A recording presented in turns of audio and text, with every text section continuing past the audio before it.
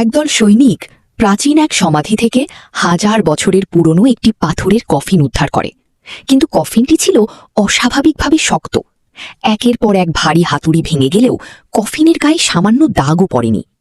এতে ক্ষুব্ধ হয়ে সেনা কর্মকর্তা কফিনটি বিস্ফোরণ দিয়ে ভাঙার নির্দেশ দেন। তার নির্দেশে সৈনিকরা বিশাল পরিমাণ বিস্ফোরক এনে কফিনের চারপাশে সাজিয়ে রাখে। সব প্রস্তুতি শেষ হলে আগুন লাগানো হয় বিস্ফোরকের সলতেতে।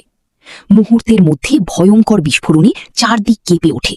সবাই ভাবছিল এবার নিশ্চয়ই কফিনটি টুকরো টুকরো হয়ে গেছে, কিন্তু ধোঁয়া সরে যেতেই সবাই হতবাক হয়ে যায়, কারণ কফিনটি আগের মতোই অক্ষত অবস্থায় দাঁড়িয়েছিল। বিষয়টি বুঝতে কয়েকজন সৈনিক কফিনের কাছে এগিয়ে যায়, আর ঠিক তখনই কফিনটি হঠাৎ প্রচণ্ডভাবে কাঁপতে শুরু করে। ভয়ে সবাই দ্রুত সরে যায়। এরপর কফিনের ফাঁক দিয়ে রহস্যময় সোনালি আলো বের হতে থাকে। কিছুক্ষণের মধ্যেই সেটি মাটি থেকে ভেসে ওঠে এবং বাতাসে ঘুরতে শুরু করে।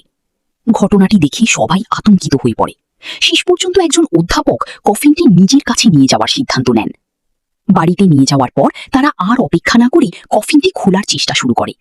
অনেক খোঁজাখুঁজির পর তারা গোপন খোলার অংশ খুঁজে পায় এবং জোরে টান দিতে থাকে। হঠাৎ একটি ধাতব রড ভেঙে যায় আর একজন লোক কফিনের উপর পড়ে যায়।